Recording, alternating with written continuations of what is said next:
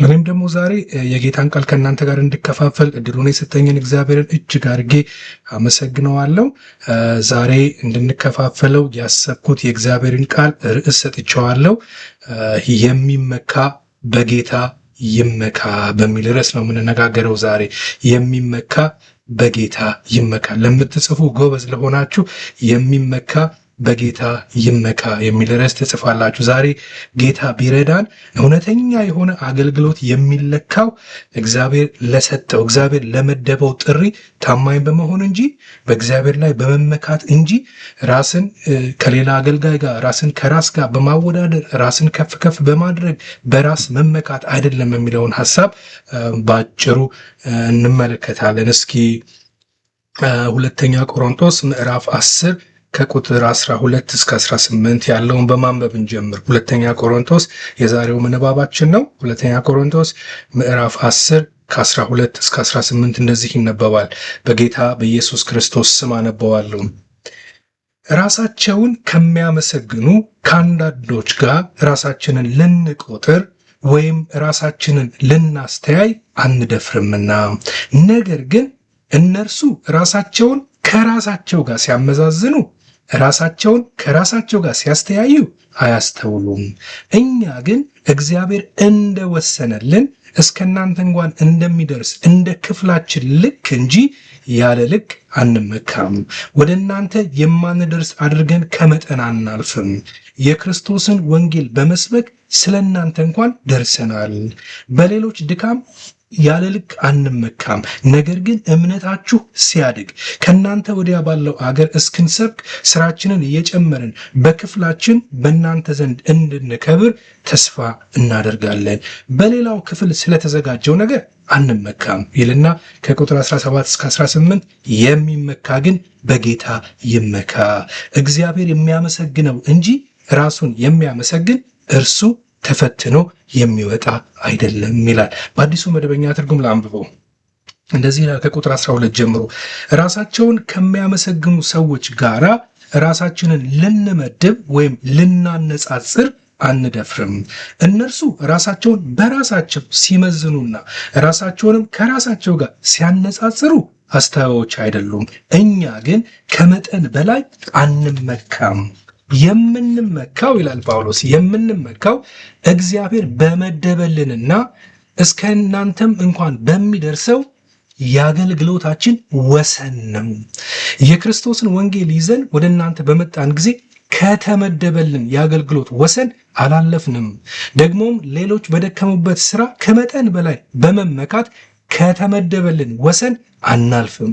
ይልቁንም እምነታችሁ እያደገ በሄደ ቁጥር በእናንተ ዘንድ የተመደበልን አገልግሎት እየሰፋ እንደሚሄድ ተስፋ እናደርጋለን።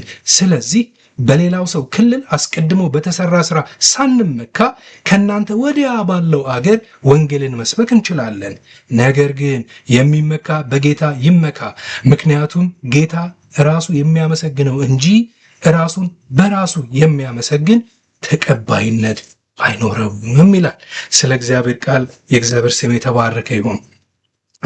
በዚህ ክፍል ላይ ጳውሎስ ራስን ከሌሎች ጋር የማወዳደርን ራስን ከራስ ጋር የማወዳደርን አደጋ በማንሳት ነው የሚጀምረው። ቁጥር 12 ላይ ራሳቸውን ከሚያመሰግኑ ከአንዳንዶች ጋር ራሳችንን ልንቆጥር ወይም ራሳችንን ልናስተያይ ልናወዳደር እያለ ነው፣ ወይም ልናነጻጽር እያለ ነው። አንደፍርምና ይላል ጳውሎስ።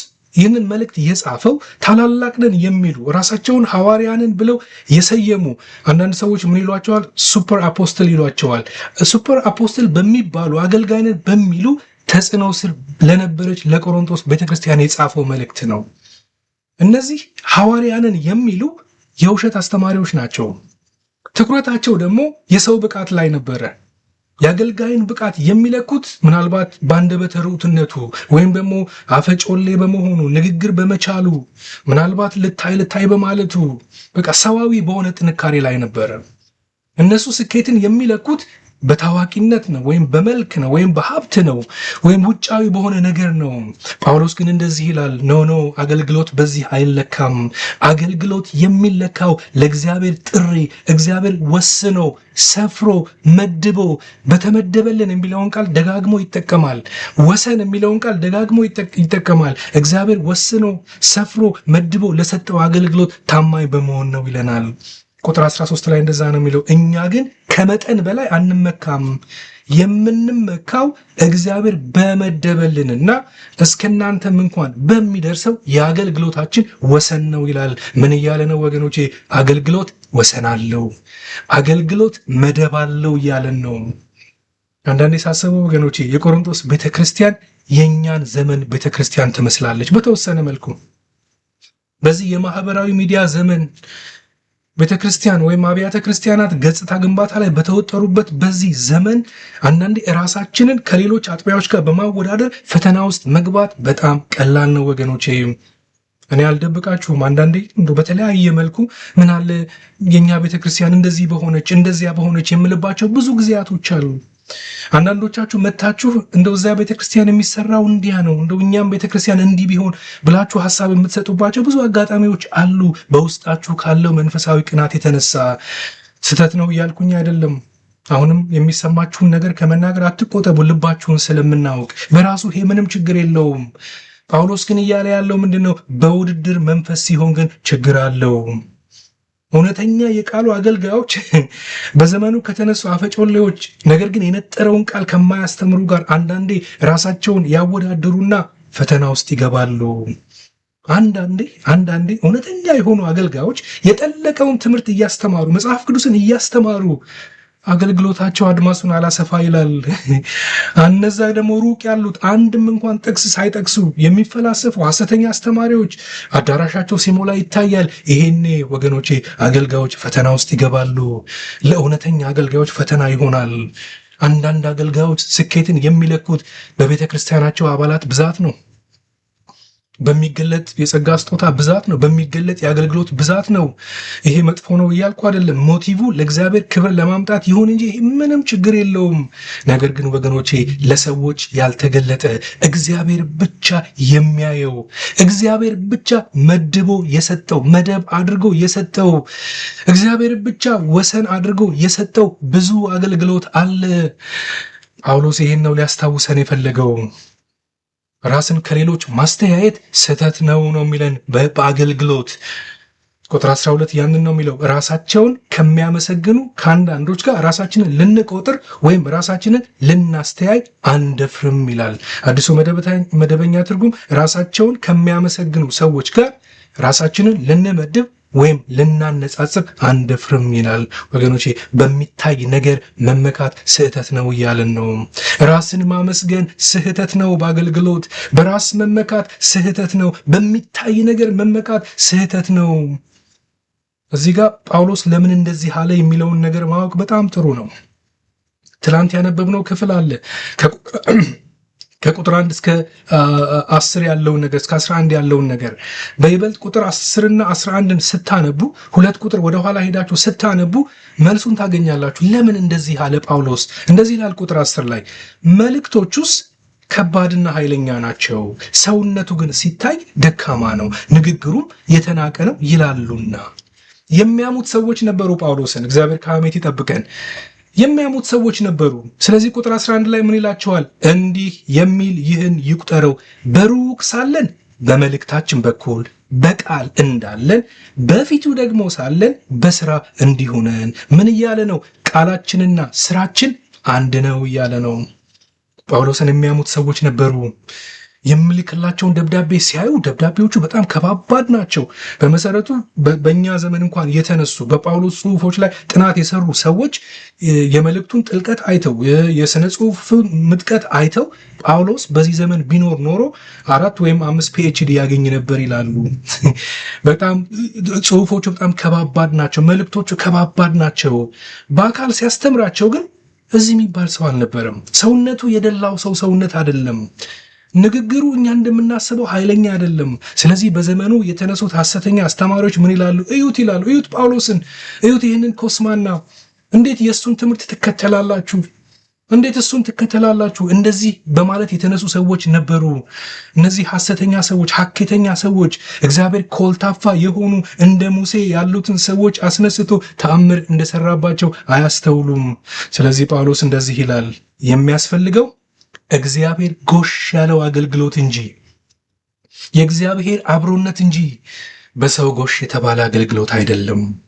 እኛ ራሳችንን ከሰው ጋር ሳይሆን የምናስተያየው ይላል ጳውሎስ። ሁልጊዜ ጭንቀታችን አገልግሎታችን በእግዚአብሔር ፊት የከበረ ነው ወይስ አይደለም? ይህን ጥያቄ ነው የምንመልሰው። ስለዚህ ነው ቁጥር 11 ወደ መጨረሻው እንደዛ የሚለው በሩቅ ሳለን በምንጽፍላችሁ እያለ ነው። በመልእክታችን በኩል በቃል እንዳለን በፊቱ ደግሞ በእግዚአብሔር ፊት ስንሆን በፊቱ ደግሞ ሳለን በስራ እንዲሁነን ይላል። ዋው የሚገርም ቃል ነው ወገኖቼ።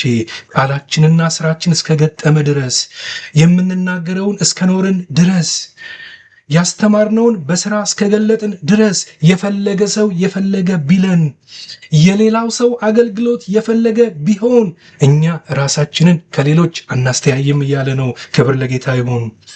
እንዴት የሚገርም መገለጥ ነው ወገኖቼ። እስኪ ጥያቄ ልጠይቃችሁ፣ የኛስ አገልግሎት እንዴት ነው? ራሳችንን ከሌሎች ጋር በማስተያየት ፈተና ውስጥ እየገባን ይሆን ወገኖቼ? ወይስ እግዚአብሔርን ደስ የሚያሰኝ አገልግሎት ለማገልገል እየተጋን ነው? እግዚአብሔር ያግዘን ወገኖቼ። ቃላችንና ተግባራችን የገጠመ ነው። አንዳንዶቻችን ቃላቶቻችን ከባባድ ናቸው፣ ተናጋሪዎች ነን። ኑሯችን ተግባራችን ግን ሌላ ነው። ኑሯችን ከትምህርታችን ጋር በፍጹም አይሄድም። ጳውሎስ ይህንን ነው እየተቃወመ የሚናገረው። እዚህ ላይ ተጠንቀቁ ይላል። ዋናው የኑሮና የቃላት መገጣጠም ነው። እንዴት ነን ወገኖቼ? ይህ የብዙዎች ፈተና ይመስለኛል። የብዙዎች የአገልጋዮች ፈተና ይመስለኛል። ለዚህ ነው መጽሐፍ ቅዱስ ብዙዎች አስተማሪ ባይሆኑ ይመረጣል የሚለው። ቃል በስራ ካልተገለጠ ቃላችን ከስራችን ጋር አንድ ካልሆነ አገልግሎታችንን እግዚአብሔር ጎሽ አይለውም ወገኖቼ። አትጥላ እያልን እያስተማርን እኛ በጥላቻ የምንመላለስ ከሆነ አትበቀል እያልን እኛ የበቀል ሰዎች ከሆንን ነገር ተበላሸ ማለት ነው ወገኖቼ። እግዚአብሔር በብዙ ይርዳን። እግዚአብሔር በብዙ ይርዳን። እስቲ ካነበብነው ክፍል እንነሳና በእግዚአብሔር ስለመመካት፣ በራስ ስላለመመካት፣ ከሌሎች ሰዎች ጋር ውድድር ውስጥ ስላለመግባት ትንሽ ነገር እንነጋገር። ዛሬ ባጭሩ 3 ነገሮችን ነው ማነሳው ለምትጽፉ ሰዎች 3 ነገሮችን ዛሬ ካነበብነው ክፍል። የመጀመሪያው አንደኛው ራስን በራስ መመዘን ሞኝነት ነው ይለናል ጳውሎስ። ወይም ራስን ከሌላ ሰው ጋር ማነጻጸር ወይም ማወዳደር አስተዋይነት አይደለም ይለናል ጳውሎስ። የመጀመሪያው ይሄ ነው። ራስን በራስ መመዘን ሞኝነት ነው። ራስን ከሌላ ሰው ጋር ማወዳደር ማነጻጸር አስተዋይነት አይደለም። ቁጥር 12 እንደዛ ይላል፣ ራሳቸውን ከሚያመሰግኑ ሰዎች ጋር ራሳችንን ልንመድብ ወይም ልናነጻጽር ልናወዳደር እያለ ነው። አንደፍርም። እነሱ ራሳቸውን በራሳቸው ሲመዝኑ፣ እነሱ የሚመዝኑት ራሳቸውን በራሳቸው ነው። ራሳቸውንም ከራሳቸው ጋር ሲያነጻጽሩ እንደዛ ነው የሚያደርጉት። እነሱ አስተዋዮች አይደሉም ይላል። ወገኖቼ ራስን ከራስ ጋር ማወዳደር የሚባል ነገር አለ። ራስን ከራስ ጋር ማነጻጸር የሚባል ነገር አለ። ጳውሎስ አንድ አደገኛ የሆነ አገልጋይነን የሚሉ ሰዎችን ባህሪ ነው እዚህ ጋር የሚናገረው። ራስን ማመስገን የሚባል ባህሪ። አንዳንድ አገልጋዮች የራሳቸውን መስፈርት ያዘጋጁና እዩኝ ይላሉ። መስፈርቱን ስላሟሉ ብቻ ትልቅ የሆኑ ይመስላቸዋል። ምናልባት አንዳንዶች በዘመኑ የተነሱ 1-2 ቀን ትንቢት ስለተናገሩ በሚቀጥለው ቀን ራሳቸውን ነብይ ከሌ ብለው ይሾማሉ። ራሳቸውን በራሳቸው ይሾማሉ። ትንሽ ሰው ይዘው ትንሽ ቁጥር የማይሞላ ሰው ይዘው የከሌ ኢንተርናሽናል ቸርች ብለው የሚያውጁ ብዙዎች ናቸው በዚህ ዘመን። ሐዋርያነት ዋጋ እንደሚያስከፍል ምን ያህል ዋጋ እንደሚያስከፍል በገጠር በከተማ እንደሚያንከራትት ሳይረዱ ከአንዲት ከተማ እንኳን ሳይወጡ ራሳቸውን ሐዋርያ ብለው የሚጠሩ ብዙዎች ናቸው በዚህ ዘመን። ሁላችሁም የምታውቁት ነው። ይሄን ስላችሁ ወገኖች እውነተኛ ነቢያት የሉም እያልኩ አይደለም። እውነተኛ ሐዋርያት የሉም እያልኩኝ አይደለም። እኔ እንዳሉ ከሚያምኑ ሰዎች አንዱ ነኝ። ጳውሎስ ግን ምንድን ነው የሚለው? ይሄ ከንቱነት ነው። ስኬትን በሰዋዊ ነገር መለካት ከንቱነት ነው የሚለን፣ አስተዋይነት አይደለም። ወገኖች አገልግሎታችሁን በምንድን ነው የምትለኩት? የአገልግሎታችሁን ስኬት በምንድን ነው የምትለኩት? ራሳችሁን ከራሳችሁ ጋር በማነጻጸር ነው? ራሳችሁ ባወጣችሁት ክራይቴሪያ በማነጻጸር ነው? ራሳችንን ከሌላ ሰው ጋር በማነጻጸር ነው? ወገኖች አጠገባችን ካለው ሰው በልጠን እስከተገኘን ድረስ የአገልግሎት ስኬት እንዳለን የሚሰማን ሰዎች እንኖር ይሆን? ወገኖቼ የገላትያ መጽሐፍ እንደዚህ ይላል። ገላትያ ምዕራፍ 6 ቁጥር 4 ላይ ገላትያ ምዕራፍ 6 ቁጥር 4 ነገር ግን ይላል እያንዳንዱ የገዛ ስራውን ይፈትን። የሌላውን አይደለም። ራሱን ማስተያየት ያለበት ከሌላው ጋር አይደለም። እያንዳንዱ የገዛ ስራውን ይፈትን ይልና ከዚያ በኋላ ከፈተነ በኋላ እያለ ነው ስለ ሌላው ያልሆነ አጠገቡ ስላለው ስለ ወንድሙ ያልሆነ አጠገቡ ስላለችው ስለ እህቱ ያልሆነ ስለ ራሱ ብቻ የሚመካበትን ያገኛልና ይላል። ወገኖቼ ክርስቲያን ማድረግ ያለበት ስራውን መፈተን ብቻ ነው። ክርስቲያን መፈተን ያለበት ቃሉና ተግባሩ መግጠሙን ብቻ ነው። ጌታን በታማኝነት እያገለገልኩ ነው? ጌታን በትጋት እያገለገልኩ ነው? ለእነዚህ ጥያቄዎች መልስ ማግኘት ነው ዋናው ቁም ነገር ወገኖቼ። ያኔ ስለሌላው ያልሆነ አጠገባችን ስላለው ሰው ያልሆነ ውድድር ያልሆነ ፉክክር ያልሆነ ንጽጽር ያልሆነ ራሳችን ብቻ የምንመካበት በጌታ ፊት የምንቀርብበት በጌታ ብቻ ጎሽ የምንባልበት ያንን ነገር እናገኛለን። የሮሜ መጽሐፍ እንደዛ ነው የሚነግረን። ሮሜ ምዕራፍ 12 ቁጥር 3 ላይ እግዚአብሔር ለእያንዳንዱ የእምነትን መጠን እንዳካፈለው እግዚአብሔር አካፍሎ ነው የሚሰጠው። እያንዳንዱ መደብ አለው፣ ወሰን አለው፣ የተከፈለለት ነገር አለ። እግዚአብሔር ለእያንዳንዱ የእምነትን መጠን እንዳካፈለው እንደ ባለ አእምሮ እንዲያስብ እንጂ ማሰብ ከሚገባው አልፎ በትዕቢት እንዳያስብ በመካከላችሁ ላለው ለእያንዳንዱ በተሰጠኝ ጸጋ እናገራለሁ ይላል። ወገኖቼ ራሳችንን ከፍ ከፍ ስናደርግ እግዚአብሔር ካካፈለን ወተን እንዳካፈለው ነው አይደለም የሚለው። ስንሄድ በትዕቢት እንወጠራለን። በጣም መጠንቀቅ አለብን ወገኖቼ። በትዕቢት ተወጥረን ወደ አልፈን ሄደን ራሳችን እንዳናገኘው ወገኖቼ። ንጽጽር ወይም ይሄ ራስን ከሌሎች ጋር ማወዳደር ወደ ሁለት ነገር ነው የሚመራው። ሌላ አቅጣጫ የለውም። ሁለት አቅጣጫ ነው ያለው። አንደኛ ወደ ትዕቢት ሊመራን ይችላል። እኔ ከሌሎች እበልጣለሁ የሚል መንፈስ፣ እኔ ከሌሎች እሻላለሁ የሚል መንፈስ። ሌላ ወደ ጭንቀት ሊመራን ይችላል። እኔ ከሌሎች አንሳለሁ የሚል መንፈስ፣ ከራስን ከሌሎች ጋር በማወዳደር የመጨነቅ መንፈስ፣ መቼም አልደርስም አልበቃም የሚል መንፈስ። ወይ ወደ ሱፔሪዮሪቲ ኮምፕሌክስ ነው የሚመራን ወይም ደግሞ ወደ ኢንፌሪዮሪቲ ኮምፕሌክስ ነው የሚመራን። ከሁለቱ ውጭ ሊሆን አይችልም ወገኖቼ። አንድ ነገር እነግራችኋለሁ። እኔ እናንተን ልሆን አልችልም፣ አንዳችሁን ልሆን አልችልም። እናንተ ደግሞ እኔ ልትሆኑ አትችሉም። እግዚአብሔር ለሁላችንም የወሰነልን ያሰመረልን የመደበልን አገልግሎት አለ። አገልግሎት መደብ አለ ወገኖቼ። ትዕቢትም ቢሆን የሱፔሪዮሪቲ ኮምፕሌክሱም ቢሆን ጭንቀቱም ቢሆን ኢንፌሪዮሪቲ ኮምፕሌክሱም ቢሆን አይናችንን ከክርስቶስ ላይ እንድናነሳ ያደርገናል ወገኖቼ። ለሕይወታችን ለአገልግሎታችን መስፈርቱ ሌሎች የሚያደርጉት ነገር መሆን የለበትም። እግዚአብሔር በሰጠን አገልግሎትህ ነው ብሎ በሰጠን መደብህ ነው ብሎ በወሰነልን በዚህ አገልግሎት ላይ ታማኝ መሆን ነው ወገኖቼ። እኔ እነግራችኋለሁ አገልግሎት ጥሪ ነውና ወንድሜ ሆይ አገልግሎት ጥሪ ነውና ወንድምህ ጸጋ ቢበዛለት፣ እህቴ ሆይ አገልግሎት ጥሪ ነውና እህትሽ ጸጋ ቢበዛላት እግዚአብሔርን ልናመሰግን እንጂ ልንለካካ አያስፈልግም። ይሄ ሞኝነት ነው ይላል። ይሄ አስተዋይነት አይደለም ይለናል ጳውሎስ። ወገኖች እግዚአብሔር በሰጠን አገልግሎት ልንረካ ይገባናል። ጳውሎስ ጥሪውን ያወቀ ሰው ነበረ።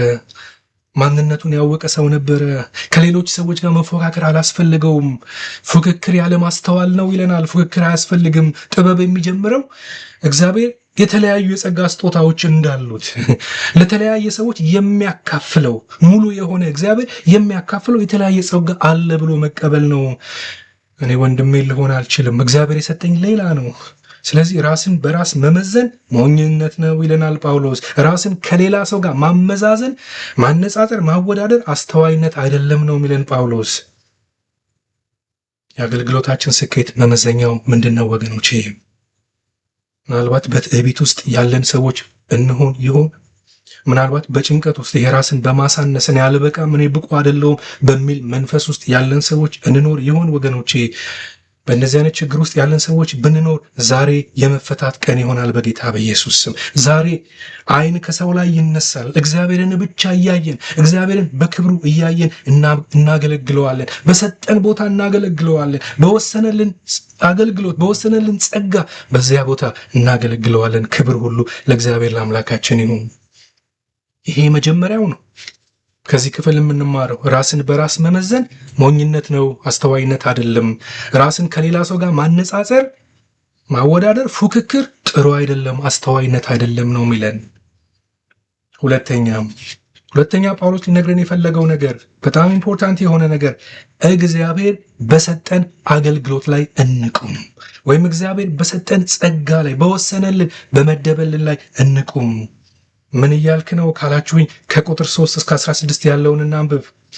ከቁጥር 13 እስከ 16 ያለውን በጣም የሚገርም ነገር ይናገራል ይሄ ክፍል። እንደዚህ ይላል ከቁጥር 13 ጀምሮ፣ እኛ ግን ይላል ከመጠን በላይ አንመካም፣ የምንመካው እግዚአብሔር በመደበልንና እንደው እስክሪብቶ የያዛችሁ በመደበልን የሚለው ላይ አስምሩበት።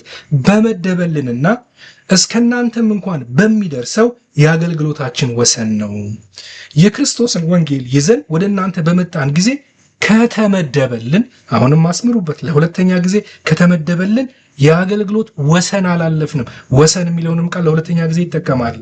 ቁጥር 15 ደግሞም ሌሎች በደከሙበት ሥራ ከመጠን በላይ በመመካት ከተመደበልን ወሰን አናልፍም። አሁን ለሶስተኛ ጊዜ ከተመደበልን ወሰን የሚለውን ቃል ይጠቀማል። ይልቁንም እምነታችሁ እያደገ በሄደ ቁጥር በእናንተ ዘንድ የተመደበልን፣ ለአራተኛ ጊዜ የተመደበልን ይላል እዚህ ጋር፣ የተመደበልን አገልግሎት እየሰፋ እንደሚሄድ ተስፋ እናደርጋለን። ስለዚህ በሌላው ክልል አስቀድሞ በተሰራ ስራ ሳንመካ ከእናንተ ወዲያ ባለው አገር ወንጌልን መስበክ እንችላለን ይላል ጳውሎስ። እዚህ ጋር ስለ መደብ ይናገራል። በአራት ቁጥሮች ውስጥ 4 ጊዜ የተመደበልን፣ ከተመደበልን እንደዚህ የሚሉ ቃላቶችን ይጠቀማል። ብዙ ጊዜ 3 ጊዜ ደግሞ ወሰን የሚለውን ቃል ተጠቅሟል። ወገኖቼ መደብ ማለት ወሰን ማለት እግዚአብሔር ለአንድ አማኝ የሰጠው የአገልግሎት መስክ ነው፣ የአገልግሎት ጥሪ ነው፣ የአገልግሎት ጸጋ ነው። ጳውሎስ ምን እያለ ነው? እኔ አልመረጥኩትም፣ አገልግሎቴን እኔ አልመረጥኩትም፣ የተመደበልኝ ነው፣ እግዚአብሔር ያካፈለኝ ነው፣ እግዚአብሔር የሰጠኝ ነው። እኔ አልመረጥኩትም፣ እግዚአብሔር ነው የመረጠልኝ። እንደውም እናንተ የቆሮንቶስ ሰዎች ወይ እናንተ መደቤ ናችሁ ይላቸዋል። አገልግሎቴ ናችሁ፣ እግዚአብሔር ወስኖ የሰጠኝ አገልግሎቴ ናችሁ። ስለዚህ ምን ይላቸዋል? በሌላው ሰው መደብ በሌላው ሰው ክልል አልገባም ይላቸዋል። ቁጥር 16 ላይ ስለዚህ ይላል በሌላው ሰው ክልል አስቀድሞ በተሰራ ስራ ሳንመካ፣ እሱ የሌላው መደብ ነው፣ ሌላ ሰው ነው የሰራው፣ የሚመሰገንበት ሌላ ሰው ነው፣ ክብሩን የሚያገኝበት ሌላ ሰው ነው። አስቀድሞ በተሰራ ስራ ሳንመካ ከእናንተ ወዲያ ባለው አገር ወንጌልን መስበክ እንችላለን ይላል። ምን እያለ ነው? ከተመደበልን ውጪ አንሄድም። የቆምነው በመደባችን ነው፣ ሌላ ቦታ አንሄድም። በክልላችን ነው፣ በጸጋችን ነው፣ እግዚአብሔር በሰጠን አገልግሎት ነው እያለ ነው። ወገኖቼ አደገ የሚባል ክርስቲያን መደቡን ያወቀ ክርስቲያን ነው። ጥሪውን ያወቀ ጸጋውን ያወቀ ወሰኑን ያወቀ ክርስቲያን ነው። እያንዳንዱ አማኝ መደብ አለው፣ ወሰን አለው። እግዚአብሔር የሰጠው እግዚአብሔር የወሰነለት ቦታ አለው፣ አገልግሎት አለው። እግዚአብሔር እንዲያገለግለው የሰጠው ሰዎች አሉ፣ እንዲያገለግላቸው የሰጠው ሰዎች አሉ። እግዚአብሔር እንድናገለግልበት የመደበልን ቦታ ሊሆን ይችላል። ሊሚትድ የሆነ ቦታ ቤተሰብ ሊሆን ይችላል፣ የሥራ ቦታ ሊሆን ይችላል፣ አጥቢያ ቤተ ክርስቲያን ሊሆን ይችላል፣ ወይም ጸጥ ያለ የጸሎት ቦታ ሊሆን ይችላል። የአንዳንድ ሰዎች አገልግሎት መጸለይ ነው፣ የጸሎት አገልግሎት ሊሆን ይችላል። እግዚአብሔር ደግሞ መደብ አድርጎ የሰጠው የጸጋ ስጦታ አለ ለእያንዳንዳችን። አገልግሎት ይሄ ነው ብሎ የሰጠን አገልግሎት አለ። በመደባችሁ ቁሙ ነው የሚለን። የሮሜ መጽሐፍም ሲናገር እንደዚህ ይላል። ሮሜ ምዕራፍ 12 ከቁጥር 6 እስከ 8 እንደተሰጠንም ይላል፣ እንደተመደበልን እያለ እንደተወሰነልን እያለ እንደተሰጠንም ጸጋ ልዩ ልዩ ስጦታ አለን፣ እንደተመደበልን እያለ ነው። ትንቢት ቢሆን እንደ እምነታችን ትንቢት እንናገር፣ አገልግሎት ቢሆን በአገልግሎታችን እንትጋ፣ የሚያስተምርም ቢሆን በማስተማሩ ይትጋ፣ የሚመክር ቢሆን በመምከሩ ይትጋ፣ የሚሰጥ በልግስና ይስጥ፣ የሚገዛ በትጋት ይግዛ፣ የሚምር በደስታ ይማር ይላል። ምን እያለ ነው? ጸጋ ልዩ ልዩ ነው፣ አንድ አይነት አይደለም። መደብህ ትንቢት ከሆነ ለማስተማር እዛ ነገር ውስጥ አትግባ። መደብህ ማስተማር ከሆነ መምከር ውስጥ አትግባ። ጥበብ የሌላውን መደብ መመኘት ሳይሆን እግዚአብሔር በሰጠን ነገር ላይ መቆም ነው። እሱን አውቆ መቆም መገኘት ነው። መደባችሁ ምንድን ነው ወገኖቼ? የተሰጣችሁ ነገር ምንድን ነው? የተመደበላችሁ ነገር ምንድን ነው? ጳውሎስ ደጋግሞ የተመደበልኝ ብሏል። የተመደበልን ነገር ምንድን ነው? መደባችሁ ምንድን ነው? እግዚአብሔር የሰጣችሁ ጸጋ፣ እግዚአብሔር የሰጣችሁ ጥሪ፣ እግዚአብሔር የሰጣችሁ አገልግሎት ምንድን ነው? መደባችሁ መትከል ሊሆን ይችላል። ስለዚህ ማጠጣት ላይ መንጠራራት የለብንም። መደባችን ማጠጣት ሊሆን ይችላል። ስለዚህ መትከል ላይ መንጠራራት የለብንም። እንደዛ አይደለም የሚለው አንደኛ ቆሮንቶስ ምዕራፍ 3 ቁጥር 6 ላይ እኔ ተከልኳል፣ አጵሎስም ማጠጣ። አሳዳጊው ማን ነው? እግዚአብሔር ነው። ለአንዳንዱ መትከል አለው፣ መደቡ ነው። ለአንዳንዱ ማጠጣት አለው፣ መደቡ ነው። ጳውሎስ የሚገርም ሰው ነው። በሌሎች ስራ መግባት አልፈልግም። በተሰራ በሌሎች ሰዎች ጸጋ፣ በሌሎች ሰዎች አገልግሎት መግባት አልፈልግም። ጣልቃ ገብ መሆን አልፈለገም። የሌላውን አገልግሎት መውሰድ አልፈለገም። ወገኖቼ አንዳንድ ሰዎች አሉ ሌላው ሰው በሰራው ስራ መመስገን የሚፈልጉ፣ ሌላው ሰርቶ በጨረሰው ነገር ጎሽ መባል የሚፈልጉ ሰዎች አሉ። ወገኖቼ ሰው ጎሽ ሊል ይችላል፣ እግዚአብሔር ግን መደብህ አይደለም ነው የሚለው። እግዚአብሔር እንደዛ አይበል ወገኖቼ። ጳውሎስ የሌላውን ፍሬ የኔ ፍሬ ነው አላለም። መቼም የቆሮንቶስ ከተማ ሁላችንም እንደምናውቀው የፉክክር ከተማ ነው። ፉክክር የበዛበት ከተማ ነው። ጳውሎስ ግን በዚህ በፉክክር ከተማ ትብብርን ሲያሳይ ነው የምታዩት። ትህትናን ሲያሳይ ነው የምታዩት። የትህትና ምሳሌ ሲሆን ነው የምታዩት። ወገኖቼ እኔና እናንተ በመደባችን ስናገለግል፣ እግዚአብሔር በሰጠን ላይ ብቻ ስንቆም፣ እኔ አንድ ነገር እነግራችኋለሁ፣ እግዚአብሔር አገልግሎታችንን በጊዜው ያሰፋዋል። ዛሬ የሚታያችሁ ነገር ላይኖር ይችላል። በአገልግሎታችሁ ድርቀት ተሰምቷችሁ ሊሆን ይችላል። ወገኖቼ እግዚአብሔር ይስጣችሁ እንጂ እግዚአብሔር በሰጣችሁ ነገር ላይ ስትቆሙ እግዚአብሔር እሱ ያሰፋዋል። ጳውሎስ እኮ እንደዛ ይላል። በቃ ምኞቴ የቆሮንቶስ ቤተክርስቲያን እንድታድግ ነው። ምኞቴ መብዛትና መስፋት ነው። መቼም አገልጋይ ሆኖ ይህንን የማይመኝ የለም። እንመኛለን። መስፋት ነው ምኞታችን፣ መብዛት ነው ምኞታችን። የመስፋቱ መንገድ ግን ይለናል ጳውሎስ ራስን በማስተዋወቅ አይደለም፣ ከሌሎች ጋር ራስን በማነጻጸር አይደለም፣ እግዚአብሔር በሰጠው ጥሪ ላይ በመቆም ነው። እግዚአብሔር ይርዳን ወገኖቼ። የተሰጠንን ነገር ካወቅን፣ የተሰጠንን ከልባችን ሆነን ያለ ቸልተኝነት በትጋት ስንሰራ እግዚአብሔር ያሰፋዋል። ነገ ጌታ እንደሚመጣ አድርገን ስናገለግል፣ ጊዜ እንደሌላቸው ሰዎች ሆነን ስናገለግል፣ ስንሰራ፣ ስንሮጥ ያኔ ስፋት ይመጣል ወገኖቼ። እጃችንን አጣጥፈን ተቀምጠን መስፋት የለም፣ መብዛት የለም። በቤተ ክርስቲያን ውስጥ የጎደለው ትጋት እንጂ ጸጋ አይደለም። እግዚአብሔር ለሁሉም ያካፈለው ጸጋ አለ፣ መደብ አለ። ትጋት ግን ያስፈልጋል። ለዚህ ነው ቆላሲያስ ላይ እንደዚህ የሚለው፣ ቆላሲያስ ምዕራፍ 3 ከቁጥር 23 እስከ 24 ለሰው ሳይሆን ከሰው ጋር አይደለም፣ አገልግሎት ከሰው ጋር አይደለም፣ ከእግዚአብሔር ጋር ነው። ለሰው ሳይሆን ለጌታ የምታደርጉትን ሁሉ በትጋት አድርጉት። አገልግሎት ሁሉ ጊዜ ከእግዚአብሔር ጋር ነው ወገኖች፣ ከሰው ጋር አይደለም። ቁጥር 24 ላይ ከጌታ የርስትን ብድራት እንድትቀበሉ ታውቃላችሁና የምታገለግሉት ጌታ ክርስቶስ ነውና። አገልግሎት የጌታ ነው ወገኖቼ፣ ለሰው የሆነ ነገር አይደለም። እርሻው ሰፊ ነው። እግዚአብሔር የአገልግሎት አድማስን ያሰፋል። ስለዚህ ትጉ ነው የሚለን ጌታ።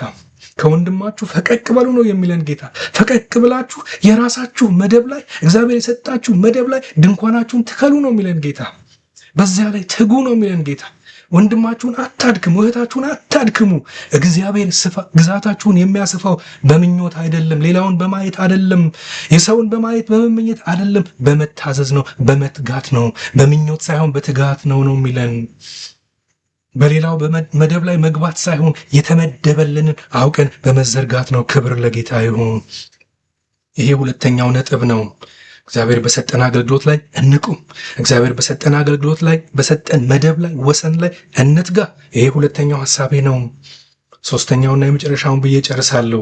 ሶስተኛው ሐሳብ ከዚህ ክፍል የምንማረው የሚመካ በጌታ ይመካ። ሃሌሉያ። ከዚህ ክፍል የምናገኘው ሶስተኛው ትምህርት ይሄ ነው። የሚመካ በጌታ ይመካ። ቁጥር 17 ጀምሮ እንደዛ ነው የሚለው። የሚመካ ግን በጌታ ይመካ። ምክንያቱም ጌታ ራሱ የሚያመሰግነው እንጂ ከእግዚአብሔር ዘንድ የሚመሰገን እያለ ነው እንጂ ራሱን በራሱ የሚያመሰግን ተቀባይነት አይኖረውም ይላል። እዚህ ጋር ጳውሎስ ይህንን ጥቅስ የጠቀሰው ከብሉይ ኪዳን ከኤርሚያስ መጽሐፍ ነው ያመጣው። ሄዳችሁ ትንቢተ ኤርሚያስ ምዕራፍ 9 ከ23 እስከ 24 ስታነቡ እንደዚህ ይላል።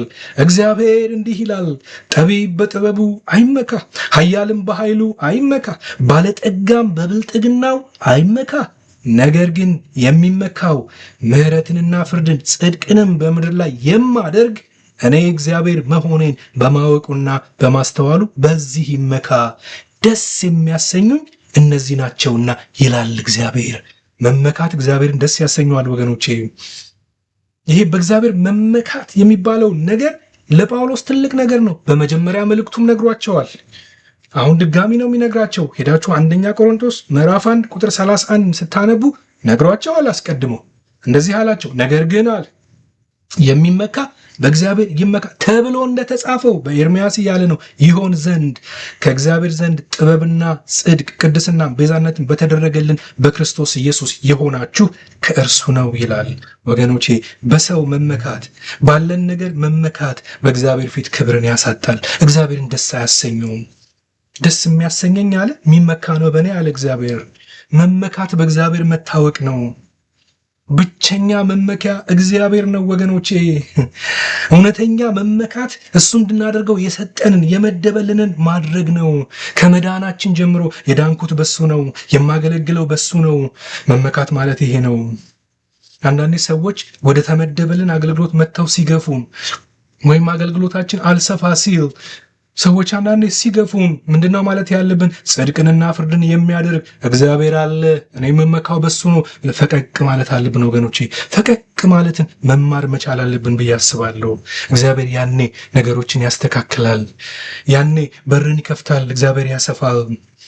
በጌታ መመካት ወገኖቼ፣ በጌታ መመካት በእግዚአብሔር ላይ ያለ መተማመን ነው። በብልጥግና ያልመካም፣ በኃይሌ አልመካም፣ በራሴ ፐርፎርማንስ አልመካም፣ በአገልግሎቴ እንኳን አልመካም፣ በፍሬ እንኳን አልመካም፣ በጸጋው እንኳን አልመካም። ለምን? ሰጪው አላህ በሰጪው ነው እንጂ የምመካው በተሰጠኝ ነገር አልመካም። ወገኖች አንድ ነገር ማወቅ ብቻ ያስመካል። ምሕረትና ፍርድን ጽድቅንም በምድር ላይ የማደርግ እኔ እግዚአብሔር መሆኔን በማወቁና በማስተዋሉ ይመካ ይላል። በቃ መመካት ማለት ይሄ ነው። መመካት ማለት ይሄ ነው። ይሄን ያለኝ ማለት አይደለም መመካት። ይሄንን ሰራሁ ማለት አይደለም መመካት። በእግዚአብሔር ኃይል መደገፍ ነው። ሁሉን ያደርጋል ማለት ነው። እኔም አልጠቅም ባሪያ ነኝ ማለት ነው። የሱ ጸጋ የሱ ታማኝነት በእኔ ደካማ በሆንኩት ዕቃ ውስጥ ሸክላ ውስጥ ይሰራል ማለት ነው። አንዳንድ ነገሮች ትንሽ ሲከፉ ግፊያ ሲመጣ እግዚአብሔር በተቀደሰ መቅደሱ አለ ማለት ነው መመካት ወገኖቼ። ለዚህ ነው ቁጥር 18 ላይ እንደዚህ ያነበብነው ክፍል ላይ እግዚአብሔር የሚያመሰግነው እንጂ አመስጋኙ እግዚአብሔር ነው። እግዚአብሔር የሚያመሰግነው ጎሽ የሚለው እንጂ ራሱን የሚያመሰግነው በራሱ የሚመካው እያለ ነው ተፈትኖ የሚወጣ አይደለም ይላል። ወገኖቼ የሰው ጭብጨባ በስቶልን ሰማይ ዝም ካለ፣ እግዚአብሔር ዝም ካለ ያስፈራል። የምንመካው በይበልጥ አገልጋዮች የሆንን የምንመካው ምናልባት በሰዎች ጎሽታ ላይ ከሆነ ከሰዎች በምናገኘው ጎሽታ ላይ ከሆነ የምንመካው፣ እኔ አንድ ነገር እነግራችኋለሁ፣ ራሳችንን ለውድቀት እያመቻቸን ነው። ለምን መሰላችሁ ወገኖቼ? ዛሬ ጎሽ ያለ ነገ አይነ ላፈር ስለሚል የሰው እንደዛ ስለሆነ የእግዚአብሔር ግን የተለየ ስለሆነ ሰው ከሚያመሰግነን ወገኖቼ ራሳችንን ከምናመሰግን እግዚአብሔር አንተ መልካም ባሪያ ነህ ይበለን። አገልግሎታችን ወገኖች በራሳችን ብቃት ሳይሆን መለኪያው በእግዚአብሔር መታዘዝ ይሁን። ምን ያህል ታዝዣለሁ? ምን ያህል ተግቻለሁ? እግዚአብሔር በሰጠኝ አገልግሎት ላይ ምን ያህል ተግቻለሁ? ምን ያህል ታዛዥ ሆኛለሁ? የሚመካ በእግዚአብሔር ይመካ ወገኖች። ጸጋ ቢገለጥብን አገልግሎት ቢበዛልን የበዛላችሁ ሰዎች ካላችሁ እግዚአብሔር ይመስገን። ጌታውንም ያብዛላችሁ። ጸጋውን የሚገልጥባችሁ ሰዎች ካላችሁ አሁንም እግዚአብሔር ጸጋውን ይገለጥባችሁ። ክብር ለጌታ ይሁን። አንድ ነገር እናስታውስ። ጸጋ ቢገለጥብን አገልግሎት ቢበዛልን አንድ ነገር እናስታውስ። ጸጋው ራሱ እንኳን አያስመካም። አገልግሎቱ እንኳን አያስመካም። ፍሬው እንኳን አያስመካም ወገኖቼ። የሚያስመካው ሰጪው እንጂ ስጦታው አይደለም። አንድ ነገር እነግራችኋለሁ። ሰዎች በአገልግሎታችሁ ብዙ ነገር ብለዋችሁ ሊሆን ይችላል። ጥሩ ነገር ብለዋችሁ ሊሆን ይችላል። አበረታቷችሁ ሊሆን ይችላል። መጥፎም ነገር ብለዋችሁ ሊሆን ይችላል። ነገር ነግራችኋለሁ፣ የአገልግሎታችሁ መለኪያ ሁለቱም መሆን የለበትም። ጳውሎስ ይህንን ነው የሚነግረን። የሚመካ በእግዚአብሔር ይመካ። ወገኖች የጳውሎስ ሕይወት ለብዙዎች ዋው የሚያሰኝ ሕይወት አልነበረም። የሚገፋ ሰው ነበረ። ግፊ የበዛበት ሰው ነበር። በይበልጥ በአገልግሎት በሕይወቱም ስታዩት ድሃ ሰው ነበር። የሚያስፈራ ሰው አልነበረም። በእግዚአብሔር ፊት ግን ኃያል ሰው ነበረ። ለምን? ራሱን ከሌሎች ሰዎች ጋር ማለካካት አልፈለገም። ራሱን በሌሎች ሰዎች መለካት አልፈቀደም። መመኪያው፣ መደገፊያው፣ ምርኩዙ የሰዎች ጎሽታ አልነበረም። በጌታ ብቻ መመካት የመረጠ ሰው ነበር። ለዚህ ነው ደጋግመው ለቆሮንቶስ ሰዎች የሚመካ በእግዚአብሔር ይመካ የሚላቸው። እኛስ እንዴት ነን ወገኖቼ?